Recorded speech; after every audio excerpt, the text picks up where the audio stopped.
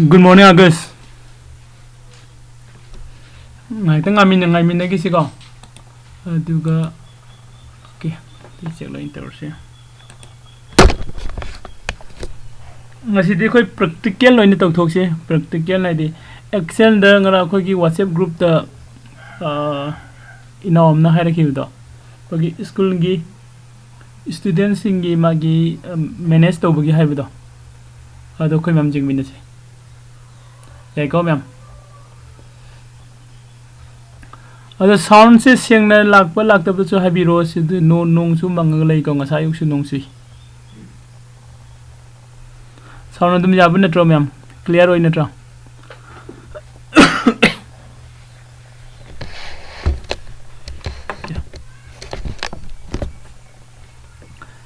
Excel gi ayam part khoi loina tamme ko pie chart thamaga to pie chart su khoi tawro kise pie chart taw ding mang dang asa gi हमने interesting oi ba ka noni ina om nang rang hai ki da ma gi ming du dei kaw gre ko hojik sida yaw bi daga di ina do ming hai bi ro khoi gi kana do okay thank you aga thank you sekor segi kana do khoi gi hari ba excel da natrage spreadsheet da ko khoi na school gi student sing gi manage taw bu gi do kamai taw ga da ge hai ba question am lakhi na tra adi magi exam da mark se score taw le ko adu khoi na kamai taw ga calculation taw ga ni kho ka ni hai ba khara ko adu ai kino da lage MS Excel id khoi gi se da na spreadsheet ko LibreOffice calculator da lage me ko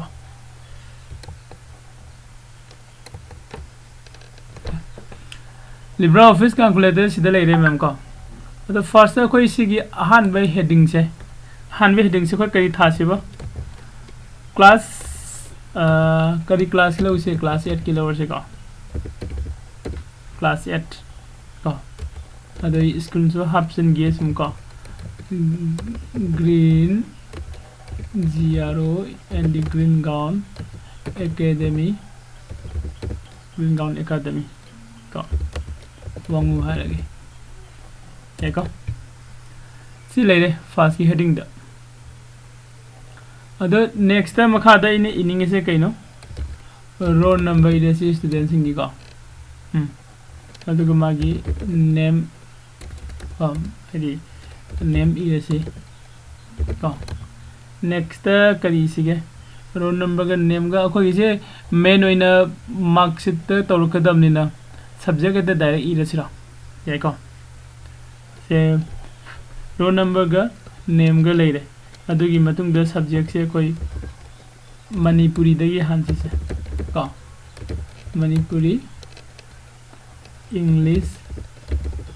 ko manipuri english math ko adu di social science saragi s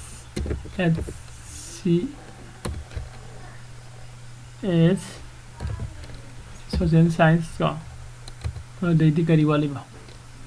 manipuri english social science and science SCIENCE social science and hindi ga hapsi lage 1 2 3 4 5 6 sume ko ma magi sa hindi ga hapsi lage so minus si makai se khoi gi subject ni khalasi ko magi total mark hai ba mala kani ne tra horan total mark hai ba le ni aduga mane score to ko total total score hai se total scoring hai gera ko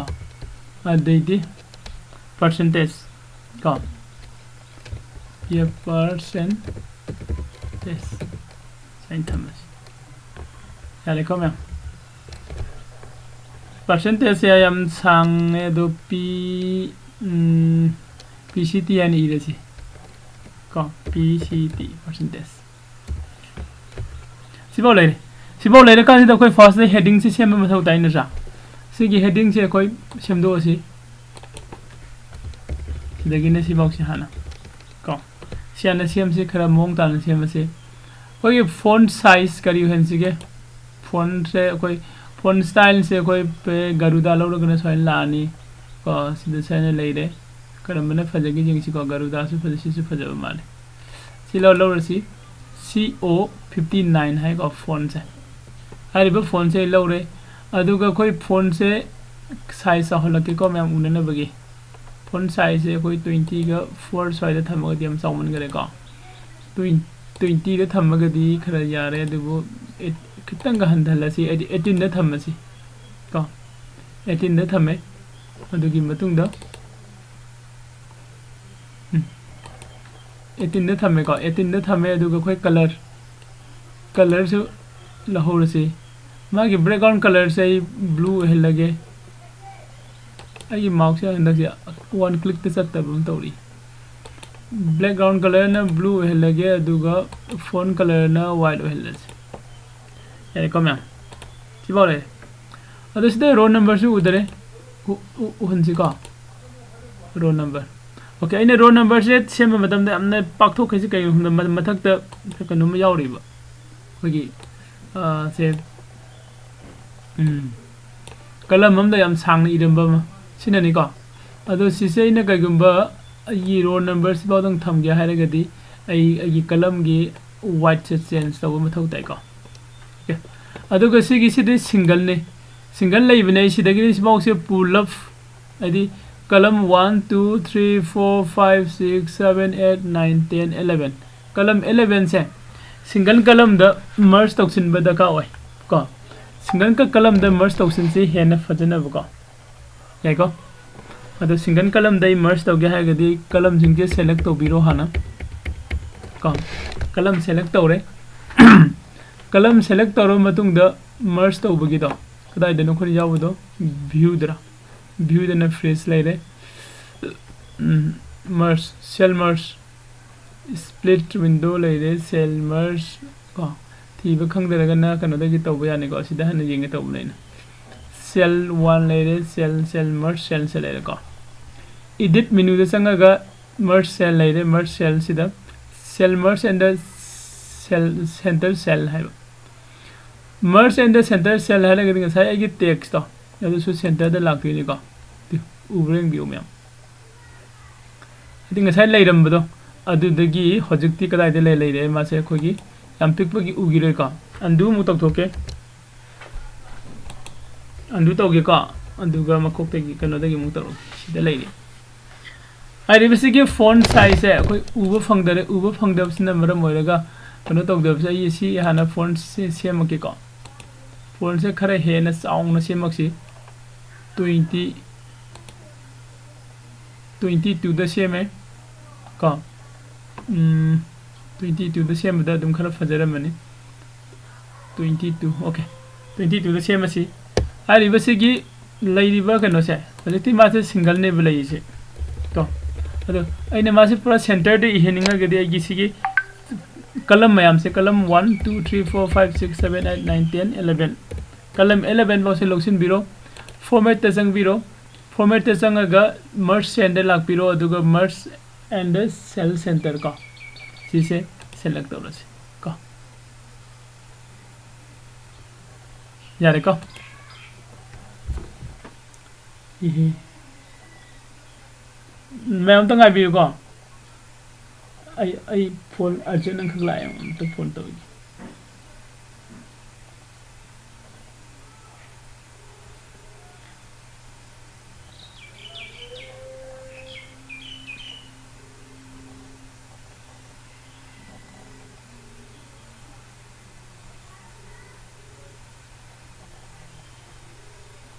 okay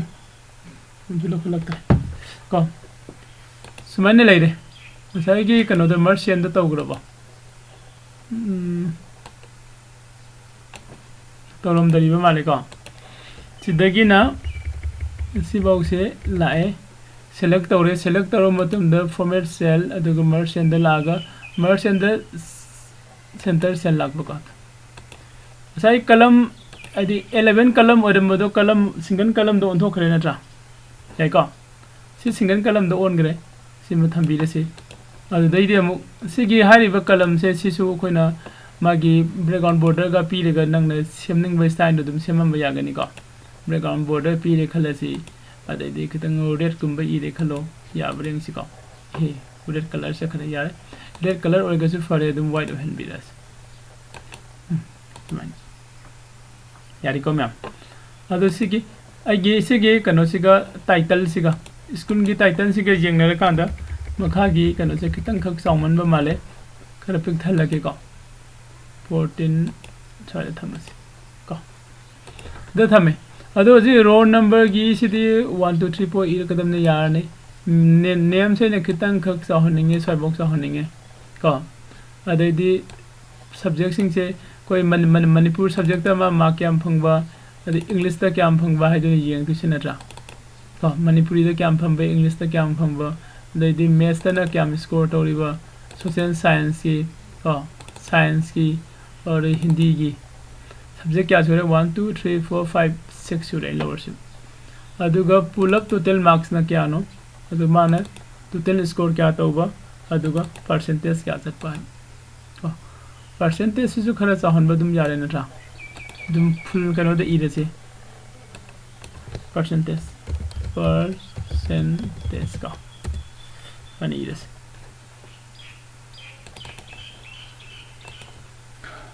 yare kom yam sibau leire kan sida sigi khogi leiri ba heading gi column se heading gi row se jo kitang dang chaw thon ja jo kitang chaw thon bi rase ko khare hena yeng bu de nungai na ba ko aduga bole sab sare ko soida aduga mu ngasa gi khogi lei sing sida karam ba kalam se dang na center alignment thamning bu no ko row number se ma koi center alignment ohelasi name si di left ohelasi ko adai de sida gi horaga khogi subject lairiba mayam percentage lairiba total score pull up si center alignment thamase aiko center alignment thama kanda koi control plus e natraga na center alignment to godam ni natra sibole ko ai save to silage ko aduga makha gi kano se fill se ore ko ne e rak pu su hena nungai na ba fill khara koi loksilaga magi kano se semdom se आइदि cell गी पेडिंग cell गी height and wait से सब माने से B दसि format लापिरो को सिदा नंगी सेंस तो बजानी को बॉर्डर द संगगा पेडिंग द लापिरगा पेडिंग सिदा इन प्लस 1.35 की सिदा सेंस औथ्रे को खर मुखै चाउथ्रे खरगा सा हंगि से हाइब्रिड जहान लसिरा येंग बनु ngaina bagi oregadi kitanga चाउथोल Phiyari को cell format 1.35 to yodi jamangre ko to 1.85 towards ko 1.85 okay mane le sigi lai sida ma'am sound phajane lai ko loina ai kanu su check tawdre sir mayak yamna sengdre good morning sir good morning mayak sengdebase ngasa gi font size pick bagi or masu ai ko agas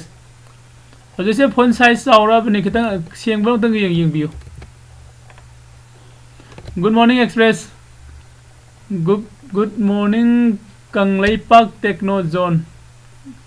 am phajaba maming am thola mai ne pamba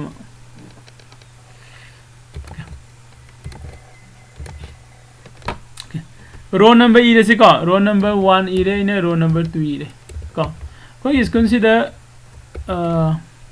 row number 50 bola ye ne khala se ko edi section sida adu gai si sing dharake row number kadai bo sa se abo jo ro sida si bo dang lower 20 ga 3 bo ko row number 23 ba ine kamai no auto fill tau gi ba 1 ga 2 ga ire ga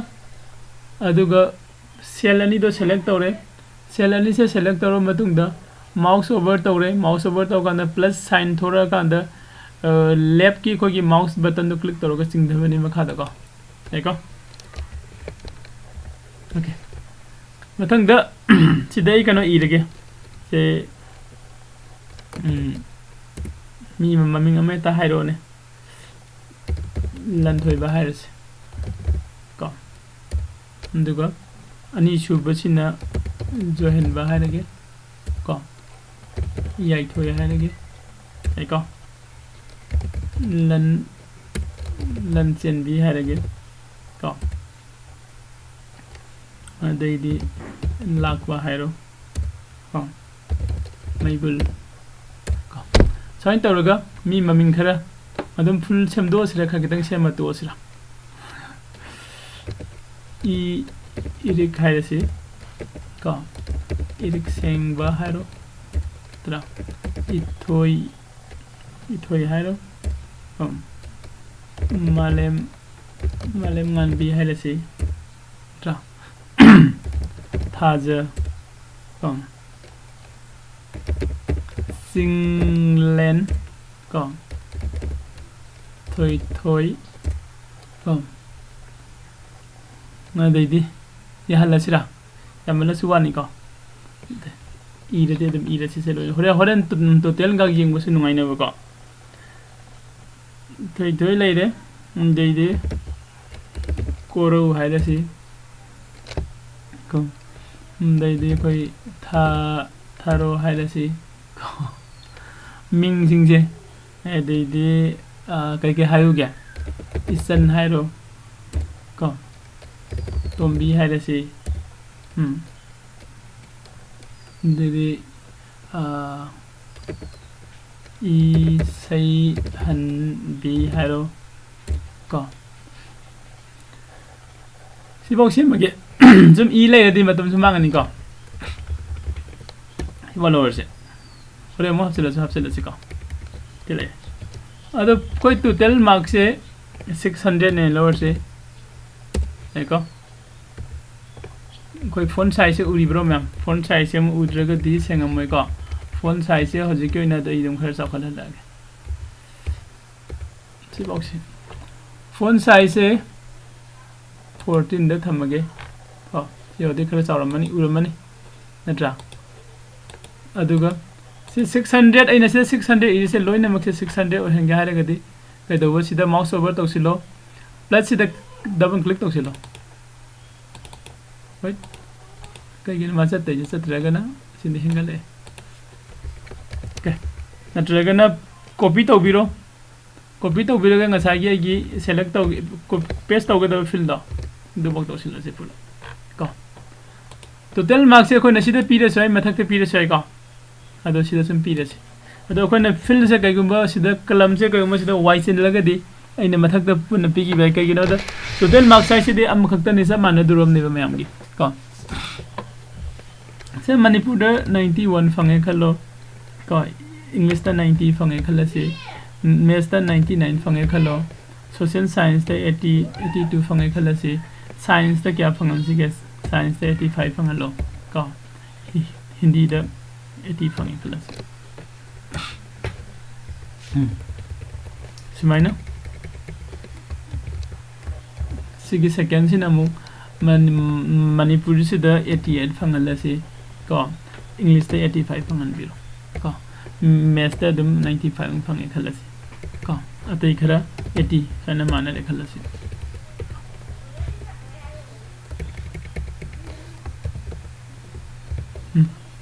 Sila asin namuk atai loina manaraga maths ta mana 91 ka phange khalase ko shamdok pasi kitang thuna na bai ko mana maths sa khram phange aduga english ta khar sol hore ne lawruse 70 muk tang phange ne khalase ko so mane le kan si da hoje ko pamise kaino total scoring man scoring se kyam tawge ko total scoring se kyam tawge sini adu de sida ko lakti se kan equal to kadai dene kadai bo sida gina ko sida ko plus ama ibi 1 ihe plus 7 ni ko plus d3 plus e3 plus f3 plus ko g3 plus doing matungda 8 straight. So my total scoring say 527 or out of 600. Okay ko. So ina tungan iba siya. Atopa man ako na tungan iba na tab equal to halaga kadai bo. Ko. Sige C siya. C4 se sidagi hauraga colon p daga kadai bo no h4 bo. Okay. Formula yaad hai rakra. Okay. Asa plus sum agada sum ko. Magi sum do. Sida hapiro sum. SUM. Sum. Sina kogi function do ni ko. Sida na ko na sida ne je kaino function I daga. Sida na kaino ko na formula I daga. Dekho. Ko na mathematics ki addition tawbagi formula do ide plus tawraga iba sidana kaidoba function do idak bane sum hairaga aduga c4 dagina h4 box pull up plus taw haibni eko adu ani sigi makta ko na pamba machine na bai ntra adu makhagi sum se ko si nare khalasi makhagi sum se copy tawraga sida su hapsin ba yabreng si yai sida ina change taw matam da kari on thokibno c3 dagi hogre c3 dagi hogre aduga sidana c4 dagi hogre adu ngasai na kamana copy tawgibno ko amkom halaga pull up halaga jingsi ko equal to leire adu sum ire sum ko bracket ko se le bracket ki manung sida akon id se kari non hai bracket ki manung sida ini id se masagi ai ahan ba kalam first kalam se sini ko aduga colon ibira ni aduga last kalam hindi enter sitare ko adu de se phangabni na atai sing se si copy to biro ko right click to copy to gera na dragana ai mouse se khitang ngai Control C namaga copy to so ko copy to ro matung de sita paste to biro ko system je hang to ro ko malida me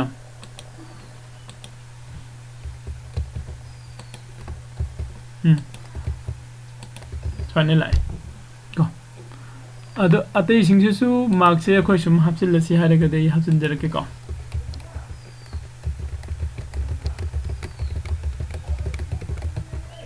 copy paste ngakta ni tawrise sida semdu osi aduga sagi sem sisu copy to biro aduga makhada lao double click tawle set pani go aigi kano sina sigi ngasagi sigi plus sida sanga kan sida plus ki sign se sida double click to tawruga si pula auto fill tawgadam ni ko ai system sanga si hoji se hang tawge tawri adugi ma system kano se khitang tappe ko do si lai si lai de kan nga sai na copy to ge se kadai de no si de ge ni adu de sai de kara sem dok sem tawrok si ko 82 lo si ntra mathang den na si de na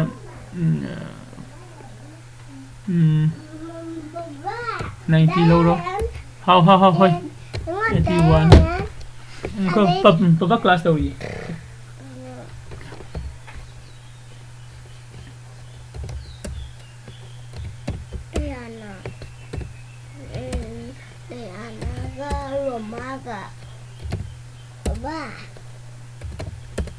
tapi papa class tawri ba internet ta papa class tawri hai bne मैं हम तो ngai biu ko kari no haro daina kari ke no senda na kai thama ba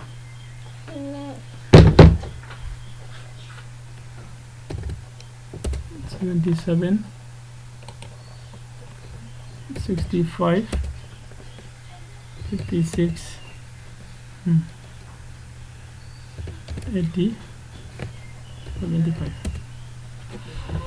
का scoring से खर ले रे तो सेमदोक semen तौर से को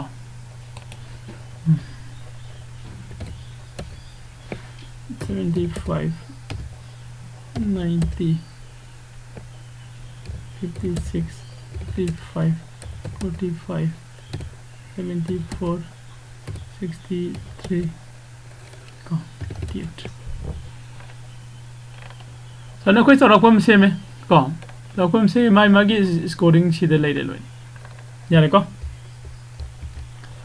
ko ge hanagi rank ni sina anuba exam gi region ne khalasi ko ado si se magi alignment sing se center de loin ohen si ko alignment sing se ko na center de loin ohen ge haraga di sidagi na kadai bo si box se koi select to ma thok tai adu gi matung de alignment center da thambiru alignment center ya ko percentage mane scoring to ri ke percentage ko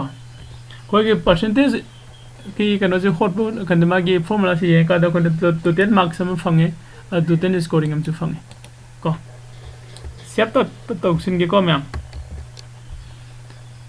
save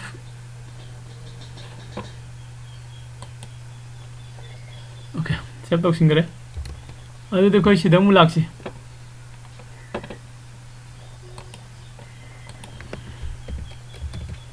percentage की formula तो young थी का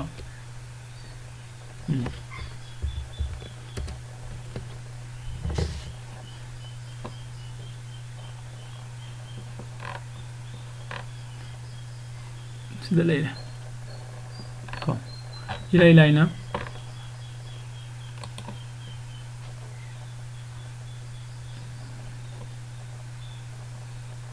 number for which we want to find the percentage to 10 number come without which you want to compare or out of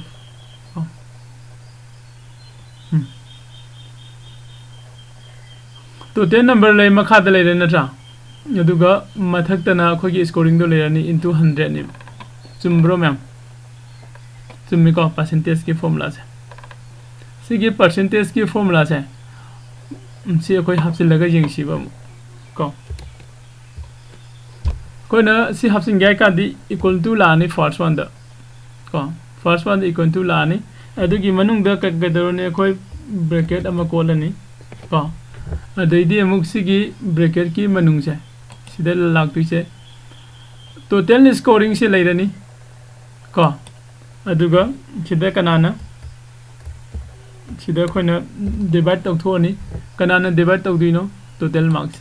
natra adu dagi thorak padu da khoi na into leire ko into leire ni adu kanana into tau du ba 100 sumbari ang si ko magi scoring 87.83 ni 87.83 ni adu se ki kano sam nungai tare ko gi decimal point se ani khaktang ohen se hare gadi khoi sida handan ba mathok dai ko sida lei se delete decimal place ko delete tau se okay asi se software se yaad rahe me decimal place ani khatang tham ge tau ne kari ge na man sida delete tau kan da sa ka da ne ho chale 87 point क्या तारे 83 का अदो सिगी एखोन हजिक same इबा सिगी formula से लोइने मक्का समानने apply तौदिनि नत्रा अदो दिसिदा mouse over तौरगा डबल क्लिक तौरकांदा मखा से पुल अप चकदबो को सट खले को सिमाइन कोई स्कोरिंग से सिमाइन ले को याई को हजिक तौगिबो खंगो को मैम मैं अनडू म तौरके फर्स्ट सिदाइने सिगी फॉर्मूला से का मथा की फॉर्मूला से परसेंटेज पुथोक formula percentage puthokpagi formula se ire adugi matungda ko adugi matungda kai dore sigi formula igiba cell da click dore select dore matungda mouse over tawraga dabang click toksin bane dai metam si tare eko adudi hoje koi nasagi kanana first tariba kanana second tariba haidogi sorting tawba machu mathok tare natra sorting chumi ko sorting se kanagi kanoda tawdino sorting se sigi percentage ki sida je kanda sorting taw thosi sigi sorting ta taw base koi sigi k se k hariba field sida select tawga sorting taw bayai ko sida sorting taw matam da khoi kai dorone mathak ta khoi gi yaure iba kano singse field singse si khaido ma machangani ba ko natragana sumaina tongana select taw ya bring ko sina sibau sei sorting taw ninge mathak hi yaw da bada ko yeng chi ko aina pami se kaino descending order oi joini descending order dai sorting taw ninge extended field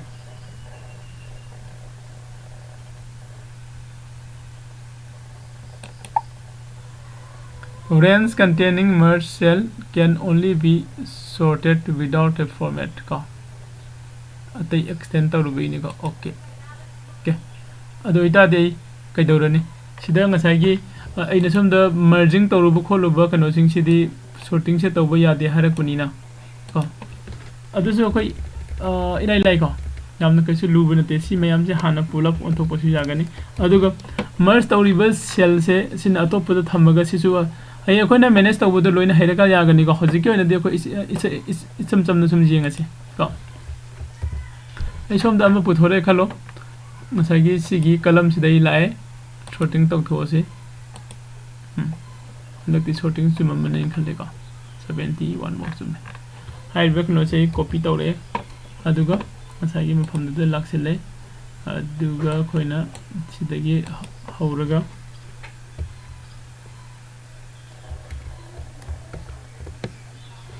delete taw thod ko paste taw sile sumane lakre ko ma hila magi phangi ba scoring gi hisab sida magi somda row number hana 1 2 3 4 box sidi kem da change taw dare ko 7 sina kano da ka khale 5 da ka tu ni ko anover row number sida koi sem rank sem dok pa yare rank do kamani sem jin dige sem gi haibno film koi kalam mama ko add tok sim da yani ko sida sigi film se koi center o hella se sida koi kalam mama add tok sim ya ni tok sim yani na traga tok sim draga su sagi koi karam mong da tok gino duna school gi management gi da hena knowledge to moi hena khangam gani na tra just ai na je tawro misina ai rive student sing sigi sco mark cam score to bono total mark na kaya bono ko out of ngasagi 600 the man cam score to ba total na ko adi matung de mai percentage kya oi ba so in tawroga yeng ba sikak tani ko question hangning ba ya ho bro si marak sidam ya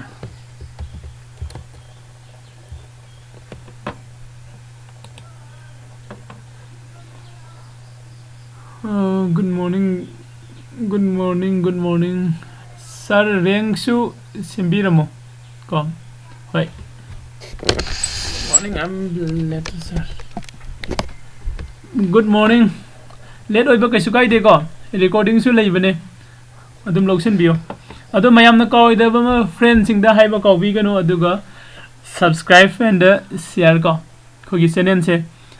mi jaman se manipur gi lei ba mayam se mi mayam ko gi housewife tagi horaga ko student sing kai sing lei ba mayam se loina mak mai de computer haning ba makai hai ba channel sida soina tawraga pi di hai ba se mayam da khangna na ba ko aduga sagi agi su channel sigi kano se subscribe se hengan na ba hai ta ko rank su pira masi du di ko rank se pira masi hai raga di sida sang se lo row number lai re masagi ko aduga sigi fill se select toge aduga sida insert column before toge yare ko sida column before am tore aduga sida yo rank aina kunam ha pa ko ai ba rank se khara pangman gare size pasela ko okay the rank sida 1 irage next time 2 irage ko adugi matung da 1 ga 2 ga se sidai namaga makha da sing da su yani adu chatu chabre double click to ba sakre ko ying si ko 1 ire 2 ire 1 ga 2 ga se ne select tore 1 ga 2 ga select toro matum da somna kan gi right side की bottom corner से पुछला कांदा plus की sign लाई को plus की symbol से लाखबगा कोई सीसी द डबल क्लिक तौसिनबा रैंक नंबर 1 2 3 4 7 18 मुक चखरे हरे को अदुदे यंगसी सिदा कोई 1 ले मदु 1 ले 1 दे 4 बॉडी चांस लेतरे 7 ले मदु 5 लाई 18 ले मदु 6 लाई 5 ले मदु 7 चखरे 8 to 8 ले 6 to 9 द मु लाई को 17 ने 10 दे लाई 10 11 लाई 11 ने 12 दे लाई 9 ने मुको 13 दे लाई 12 ने 14 दे लाई नत्रा 14 ने 15 दे लाई 16 ले जरे 15 ने 17 13 18 सिगे रैंक से कदाई दे बेस तौरगा सेमबनो खोगी आधा की परसेंटेज सिदा बेस तौरगा सेमबने को सिगे टोटल स्कोरिंग से टोटल से लोग थोके अदुगा आगे फिल से जेंगुदा खितंग फजना बसी पिक्सल लगे को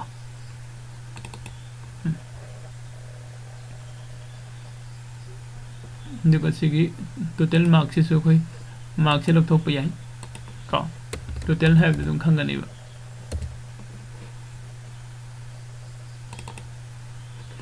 यार को मैं कोई सुमाइन तौरगा कोइना कनो से कोई क्लास 8 की को कोई ग्रीन ग्राउंड एकेडमी आइने लौरे स्कूल से ना कोई मनाक लेबे स्कूल नि को मैम कोई गेल सिदा पंगु लाइफम गी कोई जगह से पंगु लाइफम ने पंगु लाइफम गी कोई प्लेग्राउंड सबम लेगो सिगी मनाक लेबे स्कूल ने जैसे इन सुममिंग सुम लौबने मगी सिगी क्लास 8 की दे सुमाइने लेरे हाइरो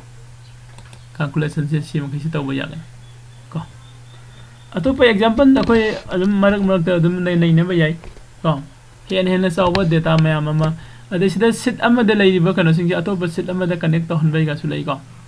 अदुना खितंग एडवांस होय एडवांस होय गासु दका होय गदे अदुसु कोई मरक हयिन कोर कनो कोर्स की सुम मरक मरक तना कोई सुम प्रैक्टिकल होने सुम तौमिनसे अदैदि कोई यामने इंटरेस्टिंग होइबा कनो मसु ngarang lo na halo kana na ma hairapado koi OBC thajinba online da OBC thajinba gi khotba gi adumba khara video sembi yo haibado video semba gi mohta sumaina koi myam live class oin tominas ko ai hairake hairiba class to tawdring ai da di nomni ni waling ai da mayam da inform tawrake han de mayam dum ja honu bugo ready obi on ai ko ado mayam ngasi di ai swai de loisin ge Kom, I sing a CCC jum the misu later. Kom, adil plus let's go, ma'am. Thank you, everyone. Hayang amuk same time the moon, say.